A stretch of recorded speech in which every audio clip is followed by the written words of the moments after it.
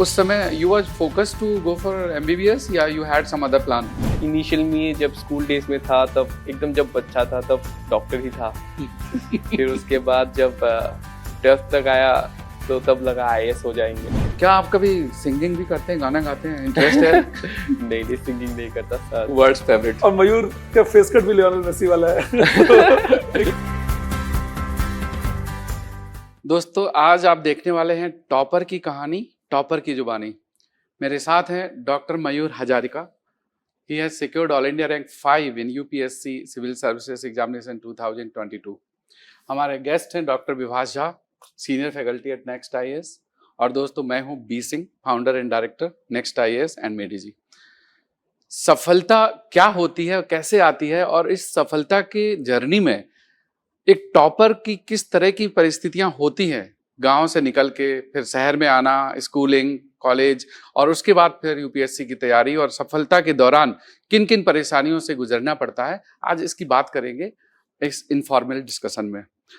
किसी ने ठीक ही कहा है कि कभी ठुकराया था जिन्होंने हमें हमारा वक्त देखकर, हम मेहनत कर ऐसा वक्त लाए हैं, अब उनको मिलना पड़ेगा हमसे हमारा वक्त लेकर। तो सिविल सर्वेंट्स कुछ ऐसे ही होते हैं। एक समय वो था और एक समय ये है। मयूर, it has been an inspiring journey for you, rank 5 first attempt, and you have decided to go for the Indian Foreign Service। तो आपका जो एक बचपन का परिवेश था, when you started your life and childhood, तो आपका बचपन का कैसा रहा, कहाँ पर आप रहते थे, उसका कैसा एनवायरनमेंट था आपके यहाँ पर? Yes sir.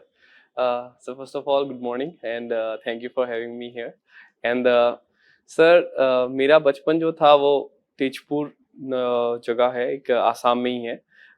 तो वहीं पे मेरा आई वाज बोर्न देयर। अभी वहाँ से ही मैंने अपना स्कूलिंग स्टार्ट किया था, Don Bosco high school Tezpur से। एंड काफ़ी सिंपल सा ऐसा नॉर्मल मिडिल क्लास फैमिली का जो होता है कि स्कूल जाना, पढ़ना, ट्यूशन लेना, फिर इसके आके शाम को पढ़ना, साइकिल चला के ट्यूशन करने चले गए, साइकिल पर दोस्तों के साथ शाम को ऐसे ही टहलने चले गए ट्यूशन के बाद। पड़ती थी मयूर बचपन में? हाँ बहुत पड़ी थी। डांट तो पड़नी ही चाहिए। बच्चों को जब डांट पड़ती है ना तभी उनको दिशा भी मिलती है। दिशा मिलती है। हाँ बहुत डांट पड़ी हुई है बहुत। फिर स्कूलिंग वैसे हो गया। फिर क्लास 10 में I got state rank 10th and then उसके बाद आई वेंट टू नौगांव।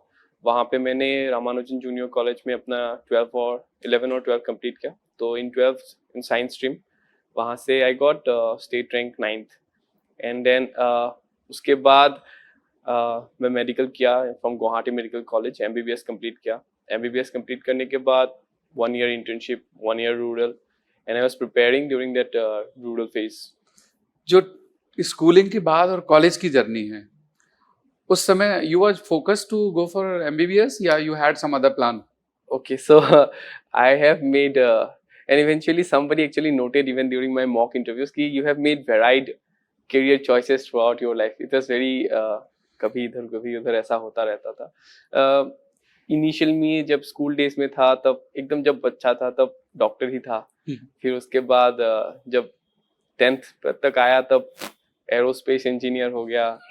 फिर उसके बाद जब 12th तक आया तो तब लगा IAS हो जाएंगे।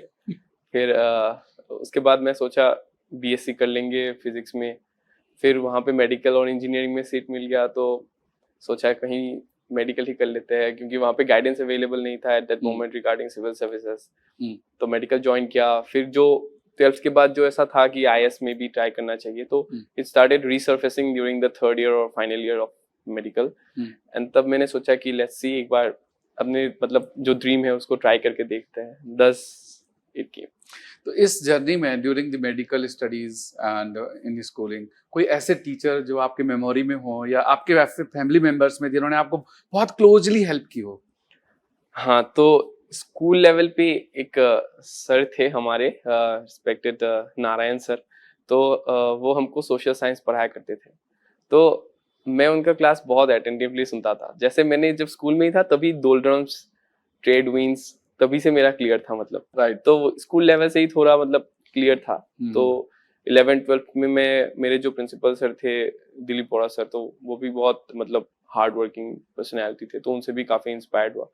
एंड बाकी अभी नेक्स्ट आईएएस में आके फिर जब कोचिंग किया तब विभास सर से मैंने ऑप्टिमिज्म सीखा कि लाइफ को लेके कैसे ऑप्टिमिस्टिक रहना चाहिए। फिर परमार सर थे, परमार सर की एक लाइन जो थी अभी वो मेरी व्हाट्सएप के स्टेटस में भी है, मेरी इंस्टाग्राम पे स्टेटस पे भी है। क्या है वो लाइन? हाँ, वो उम्मीदों से ही घायल है और उम्मीदों पर ही जिंदा है। वाह, उम्मीदों से ही घायल है, उम्मीदों पर ही जिंदा है। हाँ, ये परमार सर की लाइनें हैं। हाँ। एंड देन वेरी मैंने ही इंस्पायरिंग। उसी को थोड़ा अपने लिए से कि what is life without it, तो अगर ड्रीम ही नहीं है तो क्या ही है जिंदगी का मतलब। अदर ड्रीम फ्रॉम आईएएस क्या देखते हो मयूर? अभी थोड़ा सा मैं मतलब थोड़ा वर्क लाइफ बैलेंस के ऊपर ऐसा रहता है। तो Correct. हाँ, फैमिली के साथ थोड़ा टाइम, कुछ ऐसा स्पोर्ट्स वगैरह का भी इंटरेस्ट अगर हो सके तो। क्या आप कभी सिंगिंग भी करते हैं, गाना गाते हैं, इंटरेस्ट है? नहीं, सिंगिंग नहीं करता। सिंगिंग अगर कर दिया तो मीम हो जाएगा वो। सिंगिंग मीम मटेरियल हो जाएगा। तो इंटरेस्ट किस में था? हॉबी आप कैसे अपना फ्री टाइम पास करते थे ड्यूरिंग योर स्टडीज? हाँ सर, तो बेसिकली दो ही हॉबीज थी उस समय, मतलब जब प्रिपेयर कर रहे थे या उसके पहले। एक तो फुटबॉल की मतलब बहुत ज्यादा इंटरेस्ट है। कौन सा फुटबॉलर मयूर पसंद करते हो? Lionel Messi. अरे वाह। World's favourite. और मयूर का फेस कट भी लियोनेल मेसी वाला है। Take it as a compliment, I find him very nice looking, but actually Mayur तुम्हारे डेमिनर्स में मेसी जैसे बड़ा शांत और अच्छे से रहता है। आई सी यू, मयूर को भी देखिए, वो सब कुछ होने के बाद भी मयूर इज काम, शांत, कुछ नहीं। Good, nice. और टीम मयूर कौन सी फुटबॉल में? मेसी, इसलिए पहले क्लब वाइज एफसी बार्सिलोना था और नेशनल टीम वाइज अर्जेंटीना। तो this has been good year for me at least. जब मैं प्रिपेयर कर रहा था तो ऐसा सोच रहा था कि चलो यूपीएससी निकले ना निकले, एटलीस्ट इस साल वर्ल्ड कप तो आ गया, तो I will be happy live with it. So it would not be wrong or exaggeration to say that half my life revolves around football. सुबह उठ के हिंदू चेक करूँ ना करूँ, फुटबॉल न्यूज चेक करना होता है कि क्या ट्रांसफर मार्केट में क्या कुछ एक्टिविटी हो गया होगा। तो अच्छा, एक मेरा सवाल है, ऑनेस्ट आंसर एक्सपेक्ट कर रहा हूँ कि बहुत सारे स्टूडेंट्स क्या करते हैं कि उनकी हॉबी होती कुछ और है और यूपीएससी के फॉर्म में लिखते कुछ और है। In your case what was your hobby during the interview? आपने जो इसमें डैफ में फिल की थी। हाँ, वो तो watching and playing football. Same. हाँ, so you have been very thorough in your studies. हाँ, और आपको बहुत अच्छे से पता था कि ये हॉबी मेरी है और इसको प्रिपेयर किया। हाँ, मतलब हॉबी तो हिसाब से तो हॉबी रहता है, लेकिन यूपीएससी में जब डैफ डाल देते हैं तो उसके ऊपर बहुत ज्यादा स्टडी करना पड़ता। तो I had to go back and study entire history of football from a world perspective, from Indian perspective. India में कैसे स्टार्ट हुआ, अभी इंडिया में कैसे क्लब्स है, कैसा क्लब सिस्टम, लीग सिस्टम है, तो काफी कुछ वर्क फिर से करना पड़ा। But actually I had that base ऐसे ही, मतलब। तो हॉबी से रिलेटेड कुछ पूछा क्या एग्जाम में, इंटरव्यू में?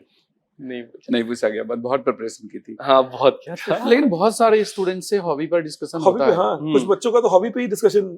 And it is always suggested कि आप वही हॉबी लिखिए जो आपकी एक्चुअल है, उसी को बिल्ट अप करिए, क्योंकि अदरवाइज आप पकड़े जाने का बहुत खतरा है। बिल्कुल है। And they are very experienced people. हाँ, वो तो पकड़ लेते हैं कि ये सही लिखा है या फैब्रिकेट करके लिखा है। बहुत ज्यादा, हाँ, वो तो पता चल ही जाएगा। कैसा इंटरव्यू था मयूर तुम्हारा वैसे? I had my interview with Honorable Smita Nagraj Ma'am's board, and काफी cordial था, मतलब very conversational type of thing। और जैसे मेरा first preference IFS था, तो almost 60% और 70% of the interview revolved around international relation। और मैम का जो chairwoman का जो entire 10 minutes का था, all the questions were IR related only, मतलब कुछ भी उसके अलावा कहीं पे भी नहीं गया। और बाकी जो भी मेंबर्स थे वहाँ पे भी काफ़ी कुछ डिप्लोमेसी रिलेटेड क्वेश्चंस थे, कुछ मेडिकल के थे, लेकिन ऐसा कुछ भी नहीं था कि आसाम या नॉर्थ ईस्ट के रिलेटेड कुछ भी क्वेश्चन नहीं था, हॉबीज के अराउंड कुछ भी नहीं था। But overall it was very cordial and conversational type of thing. मैं निकलने के बाद ही मैंने इमीडिएटली ऑडियो रिकॉर्ड कर लिया कि क्या क्या पूछा था, क्या क्या मैंने आंसर दिया, ताकि I can look at those in the future जब भी मेरे को मन करे। तो आपको उम्मीद थी कि रैंक 5 आएगी या टॉप 10 में रैंक आ जाएगी? नहीं, को तो कभी नहीं सोचा था। और होने के बाद मयूर आज आप जो बता रहे थे, हाँ, मतलब कभी नहीं सोचा था। आई वाज लाइक अराउंड, मतलब अभी 3 स्टेजेस में आता है जब मतलब रिजल्ट के बारे में सोचता था। जब एकदम नेगेटिव था तो हो ही नहीं पाएगा। अगर थोड़ा मिड में हूँ तो लेट्स होप फॉर 100 और समथिंग, टॉप 100 200, क्योंकि मेरा IFS था तो ऐसा था कि एटलीस्ट टॉप 100 में आने के बाद ही चांस था। और जब एकदम सुपर ऑप्टिमिस्टिक होता था तो I went like maximum rank I went up to was rank 41. I used to tell my friends rank 41, ऐसे गत से आ रहा है rank 41, तो वो बता रहे 41 क्यों, 40 पे रुक जाते, 45 पे रुक जाते, 41, तो मैं पता नहीं क्यों एकदम अंदर से आ रहा है rank 41, तो 4+1 होके 5 हो गया। नाइस वन, 4+1 होके 5 हो गया। हाँ, तो वैसा था, कभी सोचा नहीं था। और जब सिचुएशन ऐसा था कि किसी ने ग्रुप में डाल दिया कि अभी सर्वर स्लो हो गया है, तो मैंने इमीडिएटली वेबसाइट पे गया, तो मैं से देखा तो ऐसा था कि the server is busy, please try again later. तो ये देखते ही मतलब एकदम ऊपर से नीचे तक पूरा ठंडा हो गया मेरा। फिर मैं किसी को नहीं बोला कि ऐसा हो रहा है, घर में मम्मी भी थी, फिर मैंने ऐसे हनुमान चालीसा लगाया थोड़ा 1-2 बार।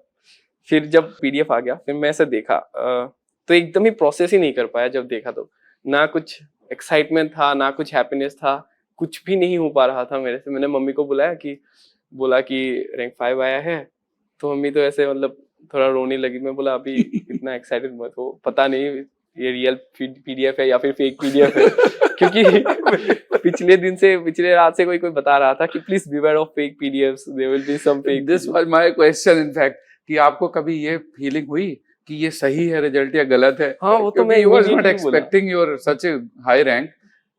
वो इमीडिएटली मैंने मम्मी को बोला कि किसी को बताना मत अभी। और एक दो फिर जब मीडिया वाले से कॉल आने लगा तो और एक तब दो कंफर्म हो गया। हाँ, तब विदिन लाइक 5 मिनट्स तब कंफर्म हो गया कि हाँ सच में है। आजकल हमारी इंफॉर्मेशन भी मीडिया से मिलती है। मीडिया से, हाँ, ये बहुत चीज मीडिया बता देती है हमें पहला लगने से पहले। हाँ, और बहुत सारे जब इलेक्शंस होते हैं, इलेक्शन की काउंटिंग चल रही होती है, तो जो कंटेस्टेंट हैं, जो कैंडिडेट्स हैं, वो अपने रिजल्ट के बारे में इंफॉर्मेशन उनको मीडिया से पता लगता है। ये हो गया आपके साथ। इलेक्शन डे तो मेरा वो जो रिजल्ट होता है, उस दिन मैं स्कूल भी नहीं जाता था, कॉलेज भी नहीं जाता, पूरा दिन जैसे टीवी के सामने आके बैठ एनालिसिस देखो। हाँ, मतलब बहुत बढ़िया लगता था वो देख के, फुल दिन एकदम अच्छा, एंटरटेनमेंट होता रहता था इलेक्शन रिजल्ट वाला दिन। सो एक आपका इलेक्शन एनालिसिस हो गया, फिर फुटबॉल आपको बहुत इंटरेस्ट था। हाँ। कुछ लोकल जैसे आपके नॉर्थ ईस्ट में कुछ कल्चरल थिंग्स हैं लाइक बिहू या अदर थिंग्स, उसमें भी आपको इंटरेस्ट है? हाँ, बिहू, सॉन्ग्स, डांस या फिर अदर थिंग्स? बिहू तो is like the soul of Assamese people, मतलब वी लिव फॉर इट, मतलब ऐसा ही है। It's like there are 3 bihus basically revolving around agriculture and all. मैं अपने कॉलेज के टाइम में भी बिहू ऐसे परफॉर्म तो किया है। वहाँ पे आई गॉट लाइक, हाँ, फर्स्ट ही आए थे मोस्ट प्रोबेबली हमारे ग्रुप का जो था, तो परफॉर्म तो करते ही है बिहू वगैरह, वो तो हमारे कल्चर की पार्ट ही है। And besides Bihu also with respect to north east, I feel that north east is kind of like the cultural hotspot. We move from around, अभी आसाम में भी if we move for around 200 kilometers or 300 kilometers, we see so much diversity in culture, cuisines, और बाकी सब states में तो around the north east, वहाँ पे तो और भी ज़्यादा डेंसिटी में कल्चरल डाइवर्सिटी मिलता है, लैंग्वेज हो गया, ट्राइब्स हो गए। तो I think culture wise north east is very rich, Very rich. I'm very grateful. Also natural beauty wise, Yes. yes. Which are the good places to visit in Assam? For me, my comfort escape zone is Meghalaya. Okay. Even before coming to interview, I went for a trip to Acha. Meghalaya. Just a 1-day trip. Went with my parents and came. I visited Lightloom Canyon. तो अच्छा लगता है वहाँ का, मतलब I'm more of a hill type of person Hill, rather than forestry, rain. हाँ, वैसा type का है। हाँ, And during this monsoon season, heavy rain. हाँ, वहाँ पे तो बहुत ज्यादा रेन होता है, लेकिन अभी सुनने में आ रहा है अभी बहुत ज्यादा गर्मी है वहाँ पे। मेरे अंकल ने मेरे को बोला कि कल मैसेज किया, तुम आओ मत, बाहर ही जाओ, बहुत गर्मी है यहाँ पे। बहुत गर्मी है वहाँ पे। हाँ। बारिश नहीं हो तो फिर हाँ, बारिश नहीं हो रही है अभी फिलहाल। Being the El Nino year, I think there is some delay. Rainfall pattern has little El bit Nino is affected. playing a role. हाँ। Delhi is receiving rain alternate week. Alternatively, जून में जो ठंड अभी 2-3 दिन पहले दिल्ली में थी, जून में Yes. it was unthinkable कि दिल्ली में Yeah, it ऐसी was, ठंड हो जाए। never expected. Especially in May and June, it has not been very hot this year. आपके during your preparation, विभास जी की भी आपने क्लासेस की as you told. इनकी क्लासेस में क्या सीखा आपने? ऐसा क्या था कि you said कि मुझे इकोनॉमिक्स में इंटरेस्ट डेवलप हो गया? हाँ, मतलब मेरा इकोनॉमिक्स का प्रिपरेशन बहुत मैसी था। मैं पहले से ही काफ़ी ट्राई कर रहा था कि ये किताब वो किताब, रिसोर्सेस बहुत बड़े बड़े ऐसे, लेकिन कुछ भी ऐसा मतलब कैसे बोलूं, मतलब बहुत ठोकर खाना पड़ा इकोनॉमिक्स के लिए। ऐसा कुछ कंसोलिडेटेड मटेरियल कहीं पे अच्छे से मिल नहीं रहा था। तो इवेंचुअली जब यहाँ ज्वाइन किया तो सर का क्लास थे, कपूरिया सर के क्लासेस थे, तो वहीं से नोट्स बनाए, वहीं से पढ़ा। तो वो तो इकोनॉमिक्स वाइज तो मतलब ठीक है, मतलब वो कवर हो गया, बट एज सच भास सर से मैंने मतलब लाइफ को लेके भी बहुत कुछ सीखा है। कि जैसे मतलब sir was taking a class on inequality, तो सर सेड कि if your family is earning this amount of money then you belong to the top 10% of top 20%. अगर and that made me realize कि how privileged I am. And after realizing the privilege, then I realized that I should value the privilege. If I should do justice to the privilege that God has given me.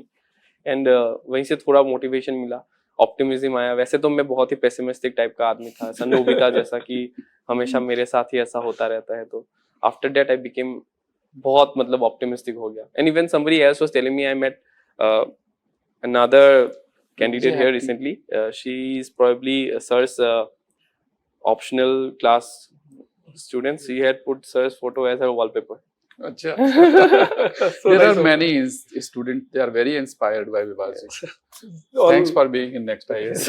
always, it's always a pleasure. I'm very happy. In fact, Next IAS is a family जो मैं हमेशा बोलता हूँ, और वो इनके वजह से है that you know we feel like a family. मुझे कभी ये नहीं सोचना पड़ता कि ये बोलूँ या ना बोलूँ, जो मेरे दिमाग में आता है I speak it out, and that freedom you get at very less places. I've worked at many other places, but this freedom is not available. You always have to be conscious कि आप क्या बोल रहे हैं, नहीं बोल रहे हैं। तो on that note मैं थोड़ा ब्रेक लेता हूँ, मुझे मेरी एक क्लास है। So Mayur, it was great meeting you. बहुत अच्छा लगा तुम आप लोगों के बीच में रह के।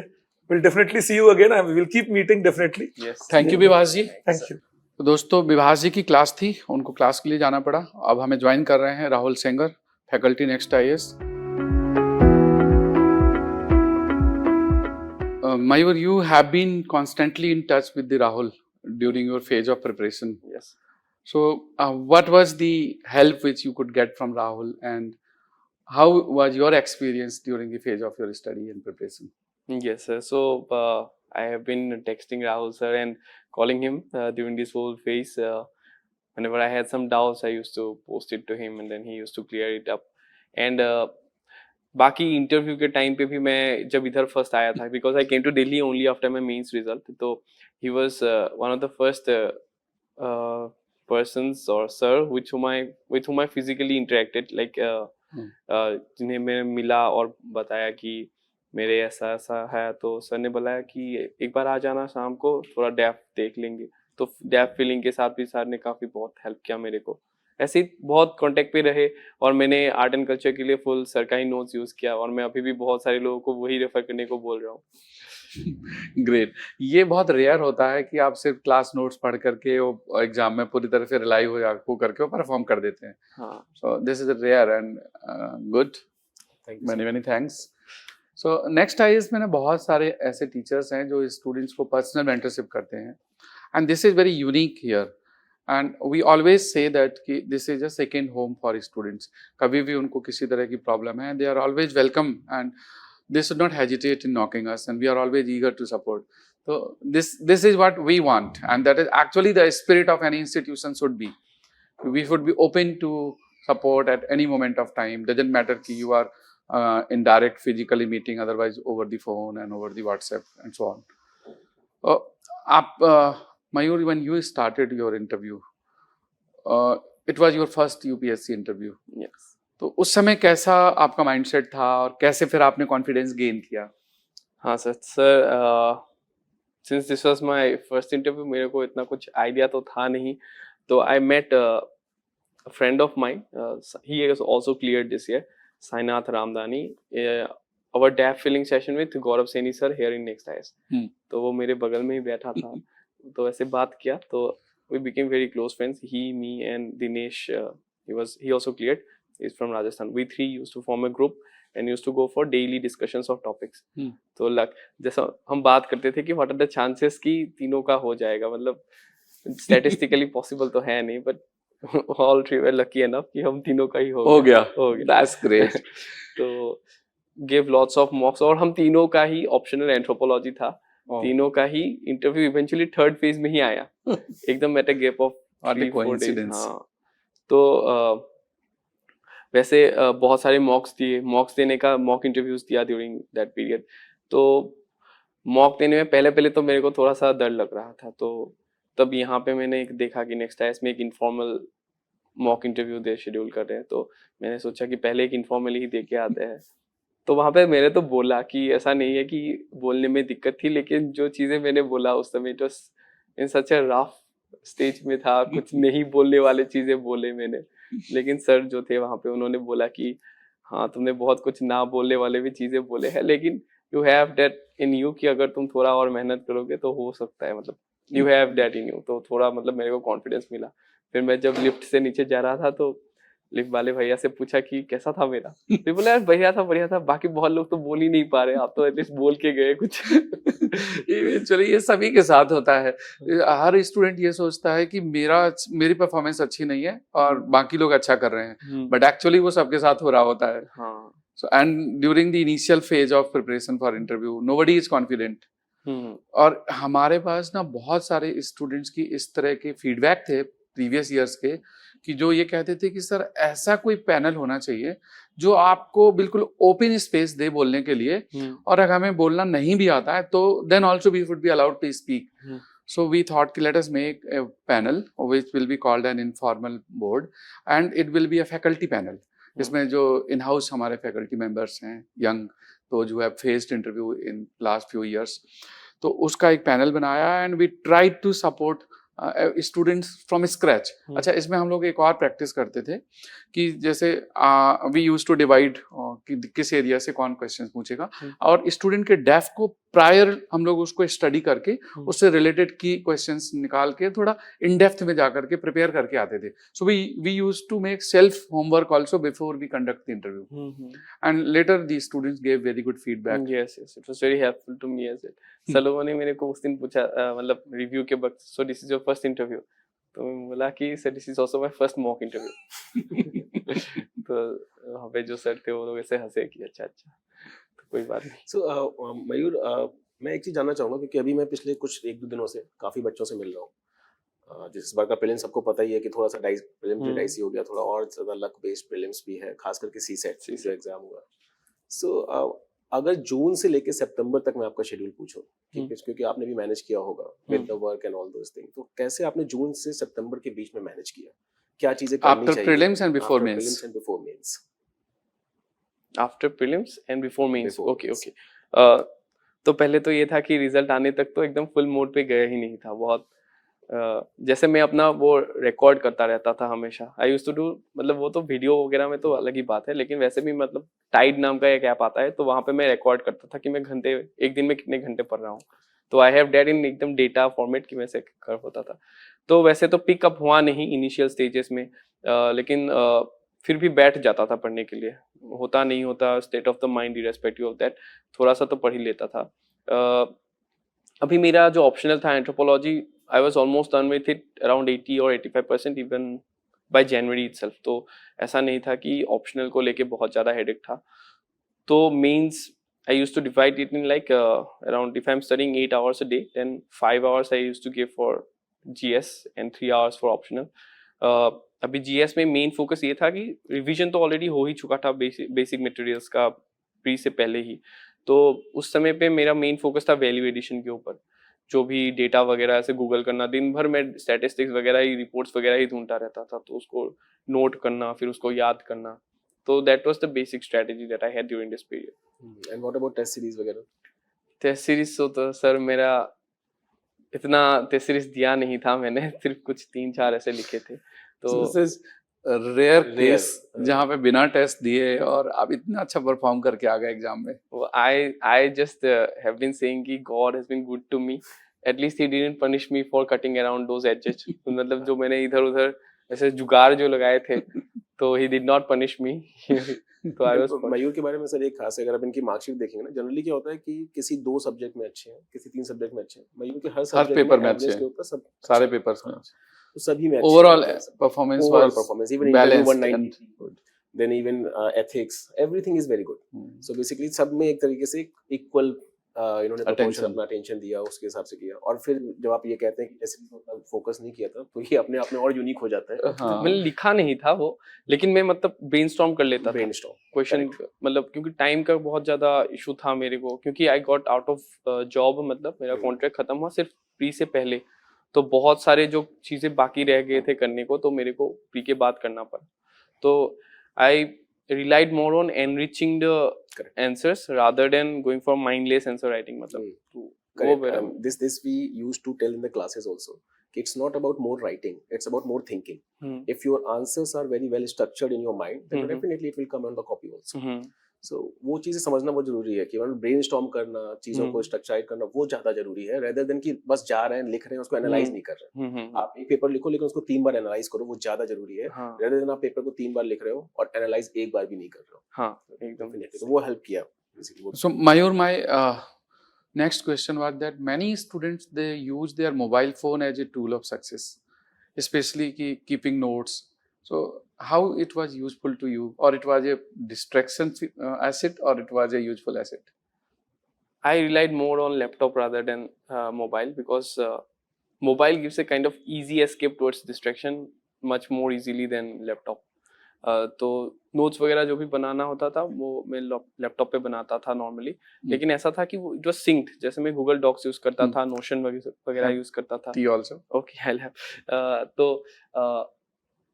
तो वो इट वाज सिंक्ड, मोबाइल के साथ भी था। तो मैं ऐसे जॉब के लिए ट्रैवल कर रहा हूँ तो मैं तब थोड़ा मोबाइल में देख लेता था, अदरवाइज मोबाइल पे मैं ज्यादा नोट्स नहीं बनाता था। बट ऐसा नहीं है कि मैंने I totally quit social media और mobile, I kept on using those, but काफी रेस्ट्रिक्ट कर दिया था। एक और स्टूडेंट्स का सबसे बड़ा जो पेन पॉइंट होता है कि how to make time management, specially self study, 24 hours की शेड्यूलिंग। तो इसको आप कैसे मैनेज करते थे? कितने घंटे पढ़ाई करना, फिर कैसे, जैसे लॉन्ग स्पेल्स ऑफ स्टडी में कई बार ना लोग बोर हो जाते थे। So what was your approach? मैं तो बेसिकली पोमोडोरो टेक्निक यूज करता था, जिसमें मैं कुछ 50 मिनट्स पढ़ता था, 10 मिनट का ब्रेक लेता था, फिर 50 मिनट्स पढ़ता था, फिर 10, तो ऐसे सेशंस में पढ़ता था, तो थोड़ा बोर कम हो जाता था। और मैं तो वैसे यूट्यूब पे लाइव स्ट्रीम भी करता था स्टडी विथ मी सेशंस, तो कभी कभार कोई कमेंट मैं खुद ही करता रहता था, कोई नहीं देखता था मेरा स्ट्रीम, मेरे को खुद पता था। Self motivated person, 0 viewers, you are a self motivated person.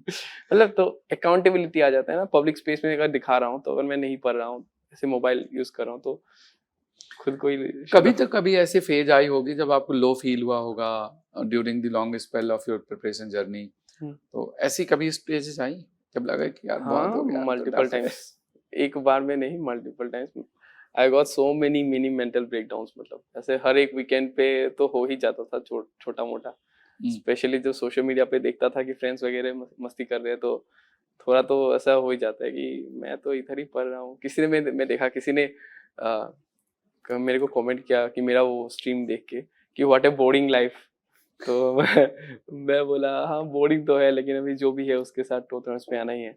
लेकिन मेरा क्या था कि जब भी ऐसा थोड़ा ऐसा होता था, तो I had an emotional support system, मतलब मम्मी को कॉल करता था, मम्मी से बात कर लेता था, फ्रेंड्स वगैरह थे उनसे बात कर लेता था, काफ़ी पॉजिटिव थे वो लोग, एंकरेज कर लेते थे कि परो तुमसे हो जाएगा, तुम कर लो, हो जाएगा। तो ऐसे थोड़ा डूबूंगा मगर तैराऊंगा, तू देखता जा मैं जीत जाऊंगा। हाँ फिर वो फुटबॉल भी था, वीकेंड्स पे फुटबॉल मैच आ ही जाते थे, तो रात 3:30 बजे तक मैच देख लेते थे, तो ऐसे ही चलता रहता था। During our discussion, you told that कि during COVID it was a tough time for you. You was a doctor, an intern doctor, and COVID duty and study. वो experience आपका, मतलब कैसे आपने ओवरकम किया उसको, and what was that situation? हाँ, Covid के टाइम पे तो लाइक बहुत ही ज़्यादा everything changed, like it was a drastic change for everybody, not just for me, but हाँ working in the front line थोड़ा इश्यूज तो ज़्यादा था, मतलब कि वर्कलोड आ जाता था। लेकिन उसी के बीच में मैं कभी कभार जब ब्रेक मिल जाता था, थोड़ा ऐसे किताब लेके ही जाता था वार्ड में, तो थोड़ा किताब पढ़ लेता था, या फिर वीडियोस देख लेता था, या फिर कुछ डेली क्विजेस ही सॉल्व कर लेता था। तो वैसे ही कर लेता था जब शिफ्ट्स के अंदर थे। अगर नहीं थे तो शिफ्ट खत्म हो गया, 8 आवर का शिफ्ट था, तो नेक्स्ट 8 आवर में आके उसमें से 3 घंटे थोड़ा पढ़ लेता था, 5 घंटे थोड़ा रेस्ट ले लेता था। तो टफ ऐसे- लाइफ थी उस समय। हाँ, कोविड का मतलब वैसे तो 10 डेज के लिए ड्यूटी देते थे, तो वो 10 डेज बहुत ज़्यादा टफ था। मयूर, मैंने आपका एक वीडियो देखा, क्योंकि मैं ऐसे देख रहा था कि मयूर ने कहाँ इंटरव्यू दिया, कैसे दिया। तो मैंने एक वीडियो देखा जिसमें आप अपने दोस्तों के साथ कहीं किसी पार्टी में डांस कर रहे हैं। हाँ, that has been viral. Yes, वो So- था जब मैं इधर आया, मींस के रिजल्ट के बाद में पीजी में रह रहा था। तो वहाँ के एक लड़के का बर्थडे था, तो उसने बोला कि चलो भैया आज मैं पार्टी देता हूँ। तो मैं गया, खाना पीना खाया, फिर वो लोग मेरे को बहुत फोर्स करने लगे कि डांस करो डांस करो। फिर वो जब वीडियो कर भी रहे थे ना, तो वो बता रहे थे कि आईएफएस जब बन जाओगे तो ये वीडियो वायरल कर दूंगा ऐसे डांस करके। And and it happened. वो भी दोस्तों के क्या मोमेंट्स होते हैं, मतलब दे आर कैप्चर्ड फॉरएवर। हाँ। And actually it happened. They did actually, and it is viral. Yes, they were telling it repeatedly कि जब आईएफएस बन जाएंगे तो ऐसे ही वायरल कर दूंगा, आईएफएस ऐसे नाचता है बोल के। And what आईएफएस ऐसे नाचता है। बाद में उसकी टैगलाइन चेंज होगी। What I'm thinking, let's say after 20 years, when you will be in our top IFS level, and then the video is there कि हाँ देखो ये ऐसे डांस कर रहे हैं, because अब इंटरनेट पे जो एक बार आ गया जाना तो है नहीं। Dance is something which gives you a lot of energy, Lots of energy. and you generate Happiness. good thoughts and you enjoy Positivity, basically. sir. Positive. Positivity. वैसे भी Singing, मैं थोड़ा dancing, ऐसा- music interest, I think. Outgoing type of person ही हूँ, थोड़ा सा friendly वगैरह। तो ऐसा नहीं है कि डांस के, मेरे खुद के प्रोफाइल में ही मैंने काफी सारे ऐसे कॉलेज के टाइम के डांस के वीडियोस वगैरह डाले हुए हैं। तो कुछ पढ़ाई की भी बात कर लेते हैं, नहीं तो सारे स्टूडेंट सोचेंगे कि ये तो क्या डिस्कस कर रहे हैं, हमारे काम का क्या है इसमें। लास्ट ईयर जब आप लास्ट ईयर जब आप एग्जाम देने का प्लानिंग कर रहे होगे कि इस साल मुझे एग्जाम देना है, तो उस एक साल को आपने कैसे मैनेज किया? कब आपने ऑप्शनल प्रिपेयर किया, कब आपने एथिक्स, क्योंकि there are some mains oriented topic which will not come in prelims, there are some topic which will be prelims and mains, there is optional also, there are lots of syllabus you can say. So how did you manage, and how did you cover all these things, how you planned actually? okay sir, so this was my first attempt, but this was not a 1 year attempt. I have been preparing for around comprehensively for 1.5 year or something, and the cursory level for around 2 years or a little more than 2 years. तो क्योंकि मैं job कर रहा था उसी के बीच में, या फिर इंटर्नशिप था, तो उसी के बीच में जब टाइम मिलता है 2-3 घंटे तो वैसे ही पढ़ लेता था। वैसे I had completed around 70 or 80% of my optional in my internship days itself. तो उसके बाद जो प्री और मेंस था, I had an integrated approach, एक ही बेसिक मटेरियल एक ही रखा for both pre and mains. और उसके बाद जब प्री के बाद जो मेंस के लिए प्रिपेयर किया, तो वहाँ पे बहुत ज़्यादा वैल्यू एडिशन किया, जो बेसिक मटेरियल जो थे ऑलरेडी फॉर प्री। तो वही था मेरा basic strategy, revision and value addition. Nice. और उस बीच में भी कोई टेस्ट सीरीज की थी या बस केवल पढ़ रहे थे, बस कि पढ़ रहे थे और उसको इंटरनलाइज करने की कोशिश कर रहे थे? टेस्ट सीरीज में ज़्यादा मॉडल आंसर्स को ज़्यादा एनालाइज करता था रादर देन खुद से लिखना। एनालिसिस के ऊपर ज़्यादा फोकस करता था। और जैसे यहाँ पे वीकली टेस्ट वगैरह होते थे, वो भी आपने कुछ किया था? मतलब नहीं किया था वो, टाइम नहीं उसी के मॉडल आंसर वगैरह। हाँ, देख He was working and along with the job, बस क्लासेस देख ली, हाँ वीडियो अच्छे से देख लिए, नोट्स बना लिए, रिवाइज कर लिया। हाँ, वही था basically. Revision is very important मेरे लिए तो revision is the end for everyone. Revision नहीं छोड़, आप कुछ भी कर सकते हो लेकिन रिवीजन नहीं छोड़ सकते। You can't afford to. Everything is negotiable except revision. Correct. Normally there are 6 or 7 subjects in prelims which are very critical. एक सब्जेक्ट पे बात कर लेते हैं। Like let us start with the polity. आपने पॉलिटी कैसे स्टार्ट किया, कैसे प्रिपेयर किया? मैंने तो पॉलिटी लगभग मेरे मेडिकल के 4th ईयर से ही थोड़ा थोड़ा स्टार्ट कर दिया था। तो उस समय पे जो भी रिकमेंडेशंस थे उसी के हिसाब से लक्ष्मीकांत स्टार्ट किया था। लक्ष्मीकांत को ही बहुत बार रिवाइज कर लिया था, मतलब उसके अलावा और कुछ भी रिसोर्स नहीं था। बेसिक उसके ऊपर वैल्यू एडिशन, केस लॉज, वो सब अलग बात है। बेसिक अगर बोला जाए तो लक्ष्मीकांत ही था मेरा बेसिक।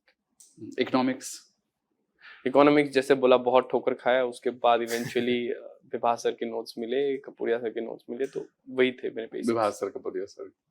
हिस्ट्री हिस्ट्री का मैं पढ़ता था वो मैग्रो हिल्स की एक किताब आती है सोनाली बंसल मैम की, तो वो किताब था। There are two काफी- authors, I believe.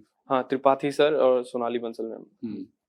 तो काफी बल्कि बुक है, बट वो इट पढ़ा। Actually matched with the way my thinking process works. सबके लिए ना ये not like every book is good for everyone exactly, and every institute is good for everyone, not like that. हाँ, Every person is unique. Yes, You like some source, some other person may like some Like other some- source, but you yes. like that source. Yes. Okay, and what about geography? Geography के लिए PMF की एक notes आती थी, उसके ऊपर से Sikandar sir के क्लासेस से मैंने वैल्यू एडिशन कर लिया था। सिकंदर सर तो बहुत ही कूल है। बहुत हार्ड वर्किंग है, बहुत ही ज्यादा। वो तो पानी भी नहीं पीते क्लास के दौरान। पानी पीते नहीं है, पानी पिला देते हैं। बहुत हार्ड वर्किंग है, वेरी कूल पर्सन। हाँ, साइंस एंड टेक, आया सर के नोट्स, उसके ऊपर वैल्यू एडिशन। आया सर के नोट सफिशिएंट थे? नहीं, उसके ऊपर वैल्यू एडिशन करना पड़ता है, मतलब करंट में जो, क्योंकि science and tech obviously evolving subject है, बहुत ही keep on ज्यादा। evolving. हाँ, लेकिन बेस वाज तो नेक्स्ट आईएएस के नोट्स हो गए। Art and culture, Rahul Sengar sir के notes. Nothing else, no book. No, पढ़ा था पहले वो नितिन सिंघानिया सर के किताब को, जब मैं मेडिकल के टाइम पे था, but before eventually joining coaching. हाँ, बट इवेंचुअली जब नोट्स मिला तो काफी कॉन्साइज थे, रिवाइज करना बहुत ज्यादा इजी हो गया था। मैंने नोट्स को ही आई थिंक मैंने 10-15 बार रिवाइज कर लिया होगा। And what about the environment and ecology? PMFIAS की एक किताब आती है, उसी को पढ़ा था।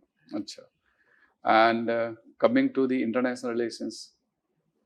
इंटरनेशनल रिलेशन में अभी मेरे को ही खुद इंटरेस्ट था, तो बहुत ज्यादा करंट, मतलब सेल्फ इंटरेस्ट से ही बहुत ज्यादा मल्टीपल सोर्सेज से पढ़ लिए थे। अभी मेरे को Too खुद many ही, sources. हाँ, मतलब I won't be able to even recollect कि कहाँ से क्या क्या पढ़ लिया था आईआर के लिए।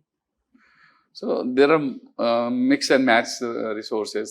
कुछ कोचिंग के रिसोर्सेज हो गए, कुछ उसमें वैल्यू एडिशन कर लिया, कुछ आपने कोचिंग ज्वाइन करने के पहले फिनिश कर लिए थे, जैसे लक्ष्मीकांत है। And this is good thing you did कि आपने रिसोर्सेज को लिमिटेड रख करके उनको मल्टीपल टाइम पढ़ा, rather than going for the multiple resources.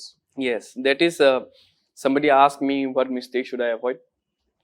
तो मैंने वही बोला कि don't keep on hopping from one source to another.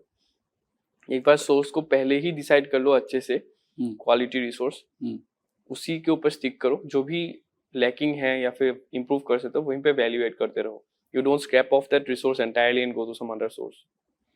If I just ask you to sum up, how was your experience at Next IAS, including all phases, interview, mains, and the prelims? So, overall, if you want to sum up in just 2 lines. Overall, तो sir मैं it was a very pleasant experience throughout. मैंने काफ़ी सारे subjects, जैसे मैंने mention किया, उन सब सब्जेक्ट्स के लिए तो मैंने स्पेशली डायनामिक पोर्शंस, और जहाँ पे मेरे कॉन्सेप्ट्स काफ़ी कम, मतलब आई वाज स्ट्रगलिंग, तो वहाँ पे आई रिलाइड ऑन कोचिंग, मतलब वहाँ से जो नोट्स मिलते थे। And as with the interview stage में, तो I think it was the kind of the most wholesome program that Next IAS had, starting from their filling sessions, then mock interviews, informal mocks, giving booklets of questions, and then on Telegram group, Ruchika ma'am is there, and then daily updates of questions जो भी current affairs में आ जाते थे। तो overall I think काफ़ी सारे angles से covered था। In fact, Next IAS interview program was one of the very few programs which was complete in itself. We gave the classes, DAP filling, current affairs classes, the state classes, state related, then the current affairs PDFs. There were anyone want any personal doubts, then daily questions, then scripts, mock, formal mock and practice mock, informal mock. And in addition to that, we tried a lot. Any student want to have any personal guidance in Bassi sir session. Yes, one-on-one. I did that too. Yes. So we tried, but still, interview is a stage where you are required to have as much as possible experience and more rehearsal and practice. So Yes. giving many mocks, it helps a lot. Yes, definitely. It helps a lot. Ethics is again one area where students are not very prepared, and during the college also students don't study. So. What was your source of study in ethics? For ethics, for the theory and the static portion, I relied on Next IAS booklet, and उसके ऊपर से मतलब काफी कुछ value addition करना पड़ता है in the form of anecdotes, stories, case laws जो उसका फॉर्मेट होता है, 3 ways to go, हर एक का प्रोज एंड कॉन्स, तो वो सब मतलब काफ़ी कुछ रेडीमेड वे से मतलब प्रिपेयर कर लिया था कि for this scenario this is the sentence that I will be going for, compromise of integrity, ऐसा ऐसा। तो ऐसे कुछ फिक्स सेंटेंसेस पहले से याद करके गए थे। तो मतलब एथिक्स में biggest issue is around time management. तो it must be almost on auto pilot mode, मतलब पहले से ही वो सेंटेंसेस फिक्स जाना चाहिए दिमाग में, अदरवाइज अगर वहाँ पे सोचने बैठेंगे तो थोड़ा प्रॉब्लम हो सकता है कंप्लीट करने में। इसके अलावा जैसे अगर सच में अगर वो बुक, जैसे इस बार के भी जो फाउंडेशन बैच के स्टूडेंट हैं, अगर उनको वो बुक यूज करनी है तो उसमें से क्या क्या पोर्शन ऐसे हैं जो आप कहोगे कि नहीं ये तो वन गो है, बस इसके अलावा कुछ और बहुत ज्यादा नीडेड नहीं है? फॉर हर एथिक्स पोर्शन होता है एथिक्स के लिए। फर्स्ट चैप्टर डेफिनेटली, उसके बाद जो सिविल सर्विसेज का मतलब सिविल सर्वेंट्स के अराउंड जो पीछे के टॉपिक्स है, property and non property and governance, वो वाला पोर्शन, इमोशनल इंटेलिजेंस वाला जो टॉपिक है वो काफी अच्छा है। बट मेरे को मतलब फिलोसोफर थिंकर्स के वो भी अच्छा लगता था, तो मैं ऐसे मजे मजे में अपने आप से ही बहुत कुछ पढ़ लिया। प्लेटो, अरिस्टोटल पढ़ रहे हैं। हाँ, यूडाइमोनिया, वो सब चीजें, मतलब पता नहीं मेरे को तो काफी अच्छा लग रहा था वो एथिक्स का थ्योरी पढ़ के। जैसे इस बार एक क्वेश्चन आया था रशिया यूक्रेन के बारे में, तो ethics revolving around waging of war and the ethics to be followed in the war. तो अभी मैंने पढ़ा था तो मेरे को पता था कि this is exactly referring to jus ad bellum and jus in bello, मतलब 2 लैटिन फ्रेजेस है, तो हर एक के अंदर 3 प्रिंसिपल्स आते थे। तो I knew exactly what was being asked, लेकिन और हर प्रिंसिपल को लेके मैंने उनको एग्जाम्पल के थ्रू, एनेक्डोट्स के थ्रू प्रेजेंट किया। तो अगर कोई किसी को पता नहीं है कि this is exactly the demand of the question, तो he will be more going into generic things की वार वेज करने से पहले ये सोचना चाहिए, ये सोचना चाहिए, लेकिन there is already something fix, no, मतलब किसी ने ऑलरेडी सोच के दिया हुआ है, तो अगर थियरी स्ट्रांग है तो वहां पे कवर्ड हो जाता था। और अगर एथिक्स की मैं बात करूं एक स्टेप और आगे जाके, कि एथिक्स में आंसर राइटिंग का अप्रोच क्या होना चाहिए विद रिस्पेक्ट टू 2 थिंग्स?